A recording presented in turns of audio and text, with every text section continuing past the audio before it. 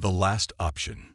The emergency council chamber of the Galactic Coalition hung suspended in the void, a gleaming construct of crystalline alloys and quantum-stabilized force fields orbiting the last neutral star system in the known universe. Inside, representatives of 17 species sat in grim silence as Admiral Zevnar, a tall Solori with iridescent scales that had lost much of their luster in recent months, manipulated the holographic display at the center of the chamber. Outpost Helios, gone. The Perseid colonies, gone. The entire Rigel defense grid, gone. Zevnar's voice remained steady despite the devastating reports. In just 6 standard cycles, the Vorax Collective has consumed 32 star systems and eliminated over 8 billion sentient lives. The assembled representatives shifted uncomfortably. Some chittered in distress, others hummed low tones of mourning, while a few simply stared ahead with multiple sets of eyes glazed in shock. "How much time do we have left?" asked Counselor Thex, her tentacle appendages twisting anxiously around her ceremonial staff. "At current rates of expansion," the Admiral replied, 3 cycles until they reach the Coalition core worlds. Perhaps 4 if the Antares defense holds, which analysis suggests it will not. The chamber erupted into overlapping conversations, some shouting, others making sounds no human vocal cords could replicate. Through it all, a small figure remained motionless at the far end of the chamber.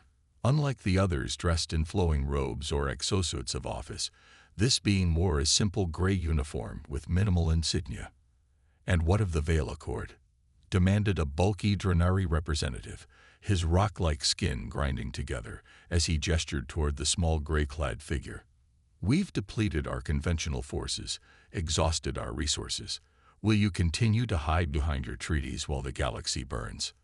All eyes turned to the human diplomatic liaison, Dr. Elena Reyes, the only human present in a coalition of thousands of worlds and trillions of beings.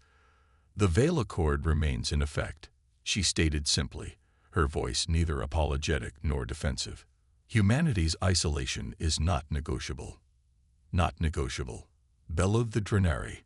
"Your species retreated behind your precious veil a century ago, leaving the rest of us to maintain the peace you helped establish. Now that peace is shattered, and you hide while we die." Dr. Reyes stood, drawing herself to her full height, which barely reached the chest of most species present. The Veil Accord was unanimously ratified by every species represented in this chamber. "You all agreed to the terms." "That was before the Vorax emerged from the galactic rim," hissed a Serpentine Nyx representative. "Before we understood what true extinction looks like." Admiral Zevnar raised a scaled hand. "These arguments serve no purpose. Dr. Reyes is correct about the Accord." However, he turned his large, faceted eyes toward the human. "There are provisions within the treaty for extreme circumstances. Section 7, subsection C, paragraph 3. A hush fell over the chamber. Even Dr. Reyes appeared momentarily stunned before her diplomatic training reasserted itself. "The extinction clause," she said softly. "You cannot be serious." "I am," replied the Admiral. "By invoking the extinction clause, we formally request access to human military archives and intervention protocols." The human liaison's composure cracked. "Those archives were sealed for good reason, Admiral. You don't understand what you're asking." "Then explain it to us," said Counselor Thex. "Because from where we stand, the choice is between extinction and whatever horrors you've locked away." Dr. Rice closed her eyes for a moment, then tapped a sequence into the neural interface at her temple. The chamber's main display shifted, showing a heavily encrypted connection, establishing to somewhere deep within human space. "Requesting emergency consultation with Veil Command," she spoke clearly. "Extinction clause invocation requested by Galactic Coalition. Authorization raised Delta 7 to 7-3 Omega." The silence stretched for nearly a full minute before the display flickered and resolved into the image of an older human male, his face weathered by age and marked with genetic enhancements that subtly indicated his high military rank. "This is Admiral Santiago, Veil Command," Extinction clause invocation acknowledged. Proceed with situation assessment. For the next hour, the coalition representatives presented their case while the human admiral listened without comment. Data streams of Vorax victories, footage of entire worlds consumed by their techno-organic assimilation process, predictive models showing the inevitable fall of all civilized space within a standard year. When they finished, Admiral Santiago's expression remained unreadable. "Dr. Rice, your assessment." "The situation is as dire as represented," she replied. "Conventional options have been exhausted. The Vorax adaptation capability renders standard military responses ineffective after initial contact." Santiago nodded once. "Coalition representatives, I must be absolutely clear about what you're requesting. By invoking the extinction clause, you are asking for access to technologies and weapons systems that humanity sealed away not out of selfishness, but out of mercy for the galaxy." "We understand the risks," Zevnar said, though many in the chamber shifted nervously. "No, you do not," Santiago replied, his voice suddenly cold. "The Veil Accord was created after the Nexus Wars when humanity demonstrated capabilities that terrified even ourselves. What you're asking for is not simply weapons or tactics. You're asking us to unleash something we promised ourselves we would never use again." The chamber fell silent. "Nevertheless," Santiago continued after a moment, "the extinction clause exists for precisely this scenario. Dr. Rice, you are authorized to provide coalition forces with access to the Titan Protocol archives." Dr. Rice visibly paled. "The Titan Protocol? Sir, surely there are less extreme options we could." "All other options would take too long to implement," Santiago interrupted. "The Vorax expansion rate demands immediate intervention. The Titan Protocol is the only system that can be deployed rapidly enough to make a difference." He turned his attention back to the coalition representatives. "Understand this. What we're about to provide you with is not simply a weapon. It is not simply a soldier. The Titan Protocol represents the darkest chapter of human military evolution, a program so effective and so horrifying that after witnessing it in action during the Nexus Wars, our own citizens demanded its immediate termination." The display split, showing classified footage from some ancient conflict. The coalition representatives watched in growing horror as a single human figure moved through an apocalyptic battlefield, systematically dismantling forces that dwarfed anything the coalition could currently field. What made the footage particularly disturbing wasn't just the efficiency of the destruction, but the methodical, almost surgical precision with which it was executed. "This," Santiago said gravely, "is what you're asking for." "One soldier?" asked the Dronari representative incredulously. "The Vorax have consumed entire fleets." Santiago's expression hardened. "Not a soldier, a Titan. And not just any Titan, but the last one. Commander Alexis Thorne. After the war, we couldn't bring ourselves to terminate her, but neither could we risk ever deploying her again. She has been in stasis for 70 years, buried in a containment facility on a dead moon at the edge of human space." "What makes this one human so dangerous?" asked Counselor Thex. Titans were the culmination of the Human Augmentation Initiative, individuals whose minds and bodies were rebuilt at the molecular level to serve as strategic combat systems. They were designed not just to fight battles, but to win wars single-handedly. Thorne was the most successful of the program, so successful that she frightened even her creators. Dr. Rice spoke up, her voice strained. "The Titan Protocol isn't just about physical enhancements. It's a complete strategic warfare system housed within a human mind. Titans were engineered to analyze enemy patterns, predict strategies, exploit vulnerabilities, and adapt faster than any conventional military force. And to kill without hesitation or remorse," added Santiago. "To understand your enemy so completely that you can destroy them not just physically, but break their will to continue fighting." "We've tried everything else," Admiral Zevnar said quietly. "If this Titan can stop the Vorax, we must try." Santiago nodded grimly. "Very well. Dr. Rice will transmit the activation protocols and coordinates. A coalition vessel will need to reach the containment facility and initiate the awakening sequence in person. Once activated, Thorne will assess the situation and begin operations against the Vorax independently. "We can't control her?" asked a horrified Nex representative. "No," Santiago answered bluntly. "You can brief her, provide intelligence, and suggest objectives. But Titans were designed to operate autonomously. Attempting to control her would be inadvisable." As the transmission ended, Dr. Rice looked around at the chamber of alien representatives, their expressions ranging from hope to terror.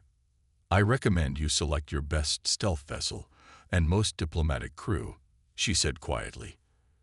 "You're about to meet the reason the galaxy once feared humanity above all else." 3 days later, the Coalition's most advanced stealth ship, the Whisper of Dawn, dropped out of FTL at the coordinates provided by Vale Command. Before them hung a small airless moon orbiting a dying red dwarf star, far from any traveled routes or inhabited systems.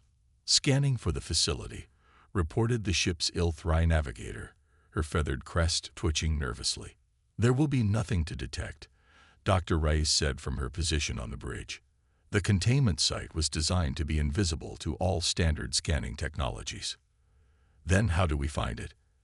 asked Captain Vrel, his 4 eyes blinking in sequence. Rice removed a small device from her pocket, a simple black cube with no visible controls. "This activation key will guide us in." As she activated the device, coordinates appeared on the ship's navigation system, directing them to a featureless region of the moon's northern hemisphere. As they approached, the barren surface suddenly rippled and dissolved, revealing a massive installation buried beneath the regolith. "Holographic camouflage?" Captain Vrel asked, impressed despite his apprehension. "Among other things," Rice replied. "The facility is protected by defensive systems that would have destroyed any unauthorized vessel the moment it entered the system." The ship landed on a designated platform that emerged from the lunar surface. As the airlock cycled, Dr. Rice turned to the small team assembled for the mission. "Remember, when we revive Commander Thorne, speak clearly and directly. Don't attempt to lie or manipulate her. A Titan's cognitive processing can detect micro-expressions and vocal stress patterns that reveal deception. And above all, remember that what we're about to unleash is both humanity's greatest achievement and our greatest shame." The facility interior was cold and dark, illuminated only by emergency lighting that activated as they moved through the corridors. Everything was constructed of matte black materials that seemed to absorb both light and sound. After passing through multiple security checkpoints that scanned Reyes's genetic signature, they finally reached the central chamber. A single stasis pod stood in the center, connected to massive power systems that hummed with energy even after decades of isolation. Through the frosted transparency of the pod's surface, they could make out a human figure. "Is that her, the Titan?" asked Admiral Zevnar, who had insisted on leading the mission personally. "Yes," Rice replied, approaching a control console. "Once I initiate the revival sequence, there's no going back. Are you absolutely certain this is what the Coalition wants?" The Admiral looked at the pod, then at the data display showing the latest Vorax advance. 3 more systems lost while they had been en route. "We have no choice," he said finally. "Activate the Titan protocol." Rice nodded grimly and placed her hand on the scanner. The system recognized her authority and began the revival process. The stasis pod hissed as ancient seals broke, and cryogenic systems reversed their processes. Frost melted away from the surface, revealing the figure inside more clearly. Commander Alexis Thorne appeared surprisingly ordinary at first glance, a human female of average height with short black hair. It was only as the pod opened and her eyes snapped open that everyone in the room instinctively took a step back. Those eyes, alert, analyzing, calculating, moved from face to face with unnatural speed, taking in every detail of her surroundings in seconds. "Titan protocol activation confirmed," she said, her voice steady and neutral despite 70 years of stasis. Commander Alexis Thorne, operational status green. Awaiting situational briefing. As she stepped from the pod, wearing a simple black bodysuit marked only with the faded insignia of a program long disbanded, the Coalition representatives couldn't help but feel a mixture of relief and dread. They had come seeking a weapon powerful enough to save them from extinction. Looking into the Titan's calculating eyes, they wondered if they had merely exchanged one doom for another. Awakening the storm. Commander Alexis Thorne absorbed the Coalition briefing with unnerving efficiency, her eyes never blinking as Admiral Zevnar detailed the Vorax threat. The chamber beneath the lunar surface had transformed into an impromptu war room, holographic displays showing enemy movements across dozens of star systems. 317 warships lost in the Antares sector alone. The Admiral concluded, his scales dulled with exhaustion. Their adaptation rate accelerates with each engagement. Conventional tactics become ineffective within minutes of first contact. Thorne had not moved during the entire presentation. She stood perfectly still, her posture neither rigid nor relaxed, but balanced in a way that suggested she could explode into action at any instant. When she finally spoke, her voice carried no emotion whatsoever. "Show me their biological composition." Dr. Reyes nodded to one of the Coalition scientists, who brought up detailed scans of captured Vorax tissue samples. The displays showed a hybrid of organic material and nanotechnology, constantly rewriting itself at the cellular level. "Interesting," Thorne said, approaching the display. "Self-modifying techno-organic systems with distributed consciousness architecture. Adaptation is their primary evolutionary advantage." She turned to face the Admiral. "You've been fighting them incorrectly." Several of the Coalition members bristled at this assessment. The Drenari representative rumbled. "We've deployed the finest military minds from 17 species against them." "Yes," Thorne replied without inflection. "And you've been predictable. The Vorax aren't adapting to your weapons. They're adapting to your strategies. You telegraph your intentions through standardized military doctrines." She turned back to the displays, manipulating them with practiced ease despite the alien interfaces. "I need a vessel. Small, fast, with minimal crew. And access to your munitions reserves. You intend to face the collective alone?" Zevnar asked incredulously. "That is what Titans do," Thorne stated simply. "Your combined fleets create tactical noise that allows the Vorax to identify patterns. A single operative moving with purpose creates no such patterns to adapt against." Dr. Rice watched Thorne with a complicated expression. "Commander, the Vorax control over 30 systems now. Even for a Titan, the scale is irrelevant." Thorne interrupted. "Size is not strength. The larger their territory, the more vulnerable their supply lines and communication networks become." She pointed to a seemingly random point on the star map. "I'll begin here. Prepare your vessel." As the Coalition representatives hurried to fulfill her requirements, Dr. Rice approached Thorne privately. "Commander," she said quietly, "these people don't fully understand what they've unleashed in you. After the war, the historical records were sanitized." Thorne's eyes met Reyes. "You fear I will become the monster they believe humanity to be. I fear they don't understand the difference between winning a war and annihilation." A flicker of something, perhaps recognition, perhaps amusement, crossed Thorne's otherwise impassive face. "An interesting concern from someone who helped wake me.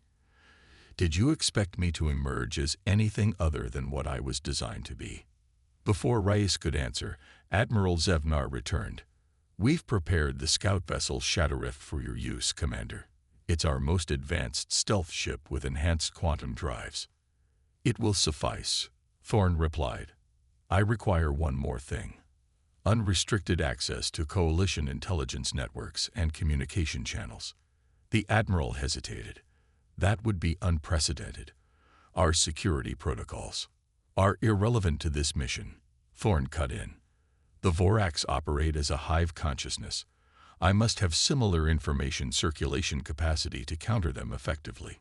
After a tense moment, Zevnar nodded reluctantly. It will be arranged. 6 hours later, Thorne stood in the command cabin of the Shadow Rift, studying the sleek controls designed for appendages different from human hands. She had exchanged the simple bodysuit for a form-fitting combat exoframe of human design. Matte black with subtle reinforcement at key points, retrieved from storage within the lunar facility. The ship is stocked according to your specifications, Captain Vrul reported. Though I must say, your munitions requests were unusual. Conventional weaponry is predictable, Thorne replied, running her hands over the control surfaces, already memorizing their functions. The Vorax have encountered every standard military armament in Coalition arsenals. They haven't encountered what I intend to deploy. Dr. Reyes stepped forward. Commander, the Coalition High Command requests regular status updates on your operations. Thorne didn't look up from the ship systems. Denied. Communications create vulnerabilities. I will contact the Coalition when operational parameters require it. But how will we know if you're successful, or if you need assistance? Now Thorne turned, her eyes calculating as they measured Reyes. You'll know by the Vorax response. As for assistance, Titans operate alone. That's why we were created. Your combined fleets would only hinder my methodology. With that, she activated the ship's propulsion systems. Clear the launch bay. I begin operations immediately. As the Coalition delegation retreated from the small vessel, Admiral Zevnar leaned close to Dr. Reyes. Is she always this cold? Titans weren't designed for interpersonal warmth. Admiral, Reyes replied quietly. They were designed to win wars that conventional forces couldn't. Whatever humanity was before the Nexus Wars, the Titans represent what we became when pushed to the brink of extinction. They watched through armored viewports as the Shadow Rift lifted silently from the landing bay and accelerated away from the moon, disappearing into the darkness of space without even the flare of conventional engines to mark its passage. May whatever gods you believe in help us all, the Admiral murmured, both from the Vorax and from what we've just unleashed upon them. The Vorax battle cluster orbiting Centauri Delta operated with perfect efficiency. 12 capital ships arranged in defensive formation, their hulls pulsing with the blue-green luminescence that marked active Vorax technology. They had conquered this system 3 cycles ago, and the assimilation process was nearly complete. The 4th planet's crust now entirely converted to Vorax biomechanical architecture. From the observation deck of his flagship, Nexus Commander Vorthak supervised the final stages of planetary conversion. Unlike the mindless drones that performed manual labor, the commander retained individual consciousness, a necessary evolution to direct military operations effectively. His body was a balanced hybrid of the original Vorax physiology and the technological enhancements that marked their species' ascendance. 4 limbs reinforced with metallic extrusions, sensory apparatus capable of perceiving electromagnetic spectrum far beyond organic limitations. Assimilation proceeds at optimal efficiency, reported Sub-Commander Relinar, her voice carrying the harmonic overtones of the collective consciousness. Estimated completion in 17 units.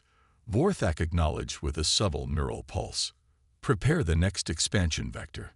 The Coalition defense line at Proxima Sector has collapsed. Warning signals suddenly erupted across the command deck. Tactical displays flashed red as automated defense systems activated. Unknown contact, Relnar announced, her vocal patterns shifting to alert frequencies. Small vessel approaching at high velocity. Unconventional drive signature. Identify, Vorthak commanded. Unable to classify. Not matching any known Coalition configuration. Unusual energy profile. Vorthak processed this anomaly. The Coalition had stopped sending small attack craft weeks ago after discovering how ineffective they were against Vorax defenses. A new weapon system, or a desperate last measure. The vessel is broadcasting, Relnar reported with surprise. Audio only, directed specifically to command frequencies. Let us hear this final defiance, Vorthak decided. A human voice, female, unnervingly calm, filled the command deck, Vorax collective vessels. This is Commander Alexis Thorne. You have expanded beyond acceptable parameters. Contraction protocols are now in effect. Before Vorthak could respond, proximity alarms screamed across all 12 capital ships simultaneously. Somehow, the small vessel had closed distance at impossible speed, evading early warning systems entirely. All vessels activate adaptive shields. Vorthak ordered, prepare countermeasures. But the attack, when it came, followed no recognizable pattern.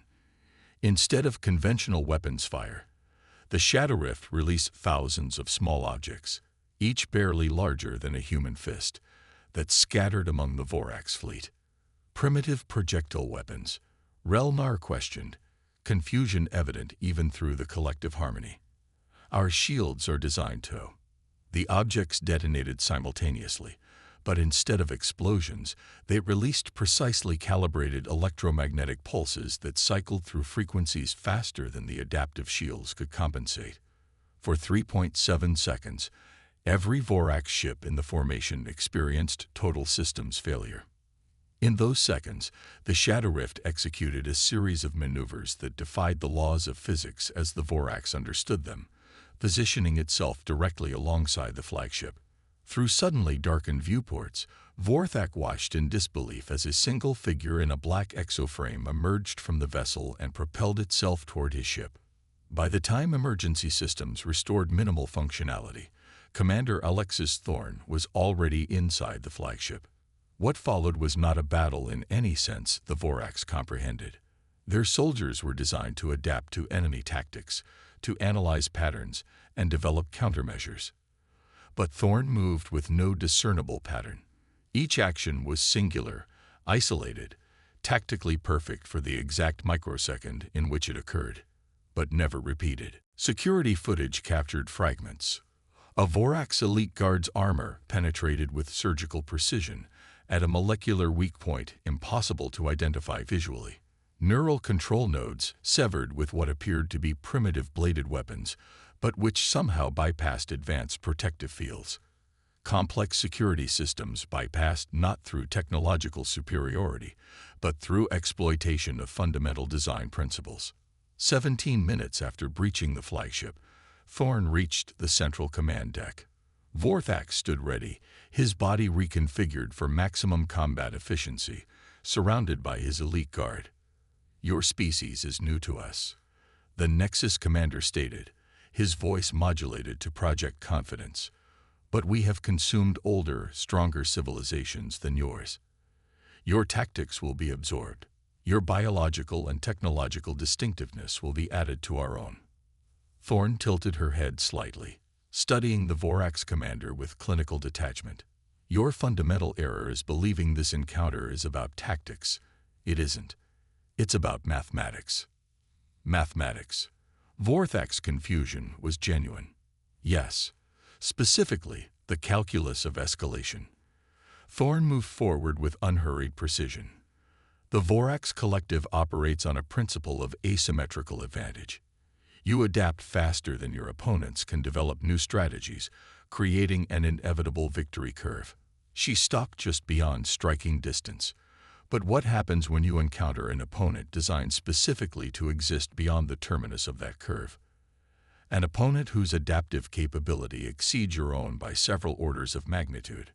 For the first time in his existence, Vorthak felt something akin to doubt. No single entity can match the collective's adaptive capacity. "That hypothesis is about to be tested," Thorne replied. What happened next was recorded by the flagship's security systems, but never fully understood by the analysts who later reviewed the footage. Thorne moved, not with supernatural speed, but with perfect efficiency. Each motion, each strike exploited vulnerabilities in Vorax physiology and technology that even they hadn't recognized existed. When it was over, Vorthak lay incapacitated, his elite guard neutralized, and Thorne stood at the flagship's primary control node. She inserted a small device into the interface, her expression unchanged. "This is an adaptive virus designed to propagate through your neural network. she explained to the immobilized commander. It will not destroy the collective, merely deliver a message. Retreat from Coalition space immediately or face systematic deconstruction. Vorthak's vocal apparatus struggled to form words as his systems began failing. What are you? Thorne looked down at him, and for the first time, a flicker of expression crossed her face. Not satisfaction, not triumph, but simple acknowledgement. I am the reason humanity sealed itself away from the galaxy, she answered. Remember that when you report this encounter to your collective. 12 hours later, the Coalition Emergency Council received a transmission from an unknown source. When they accessed it, they found only a brief message accompanied by tactical data. Vorak's command structure compromised at Centauri Delta. 12 capital ships neutralized. Expect significant disruption to collective operations in adjacent sectors within 36 hours. Proceeding to secondary objectives. Thorne. Admiral Zevenar stared at the message in disbelief. 12 capital ships. Our combined fleet couldn't disable even one. Dr. Reyes studied the attached tactical data with growing unease. This isn't just a military victory, Admiral. She systematically dismantled their command structure and introduced a virus into their neural network. She's not just fighting them. She's teaching them to fear. Isn't that what we wanted? Asked a Nix representative. For the Voraks to fear us enough to retreat. Perhaps, Reyes replied softly. But remember what I told you about Titans. They weren't designed just to win battles. They were designed to win wars. Permanently. Meaning what exactly? The Admiral demanded. Reyes looked up from the data, her expression grave. Meaning Commander Thorne won't stop at pushing the Voraks back. The Titan Protocol doesn't recognize limited victory conditions. She'll pursue them until they're eradicated from the galaxy, or until someone stops her. The chamber fell silent as the implications sank in. They had awakened humanity's darkest weapon and pointed it at their enemy. Now they could only watch as the storm they had summoned swept across the stars. Across the sector, on the bridge of the Shadow Rift, Commander Alexis Thorne plotted her next strike with methodical precision. The Vorak's adaptation algorithms were impressive but predictable once you understood their fundamental architecture. Their strength was collective response. Their weakness was propagation delay. Strike quickly, enough in multiple critical locations, and their adaptive advantage collapsed. As the ship accelerated toward her next target, Thorne reviewed the Coalition intelligence reports. The Voraks had expanded too rapidly, leaving their supply lines vulnerable. Their command structure, while distributed, still relied on key nexus points.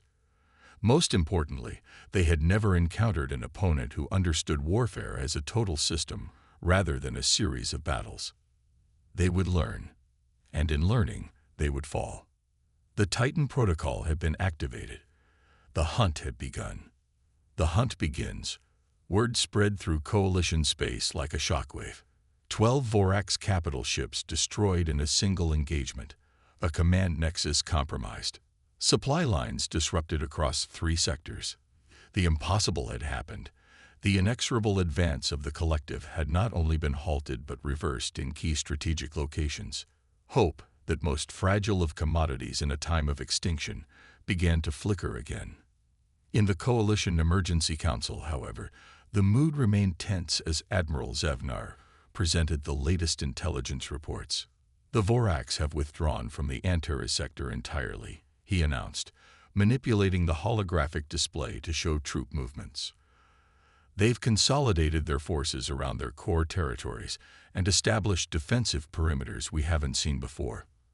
They're afraid, observed the Ilthrai representative, her feathered crest rising in cautious optimism. For the first time, they're on the defensive. Dr. Reyes studied the tactical display with a frown. They're adapting. Not to our weapons or tactics, but to Thorne herself. They recognize an existential threat when they see one. Good, rumbled the Drenari counselor. Let them cower for a change. Let them know what it feels like to be hunted. And speaking of our hunter, Admiral Zevenar continued, Commander Thorne has sent another update. The display shifted to show a terse message accompanied by complex tactical data. Secondary command nodes neutralized in sectors 7, 13, and 22. Vorax communication efficiency reduced by 43%. Supply line interdiction successful. Centralization of their defense indicates adaptive response. Exploiting new vulnerabilities. Recommend coalition forces prepare for counteroffensive within 15 standard cycles. Thorn. 15 cycles. The next representative's translator barely kept up with his excited hissing. She believes we can launch a counteroffensive that soon. Not just a counteroffensive, Dr. Rice clarified. She's creating strategic openings for coalition forces to reclaim territory. She's not just fighting the Vorax, she's systematically dismantling their ability to wage war. Admiral Zevanar's expression remained troubled. And yet we've had no direct communication with her beyond these tactical updates. No response to our queries about her strategic objectives or methods. We have no idea where she'll strike next or how. That's by design, Rides replied. Titans operate independently for a reason. The more we know about her plans, the more vulnerable those plans become to interception. The Vorax may be listening to every communication we send. So we're expected to simply trust that this human weapon knows what she's doing, asked a skeptical Solori counselor. That's exactly what the Titan protocol requires, Rice confirmed. Complete operational autonomy. And based on these results, I'd say it's working. As the Council debated their next moves, fleet movements, and resource allocations, Dr. Rice quietly excused herself. In her private quarters aboard the station, she activated a secure channel using protocols that hadn't been used in decades.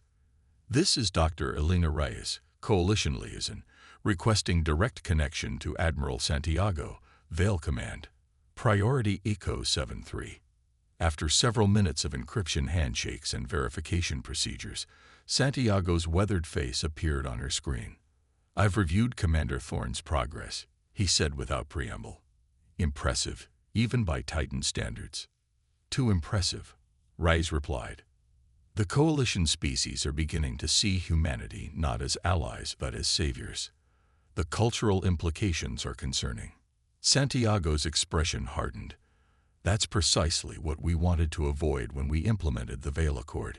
Hero worship leads to dependency, and dependency leads to resentment when the heroes inevitably withdraw. There's more, Rice continued.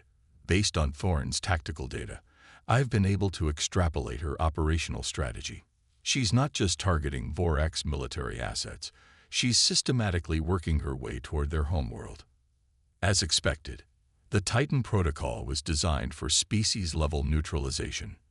The Coalition didn't ask for extermination, Admiral. They asked for salvation from extinction.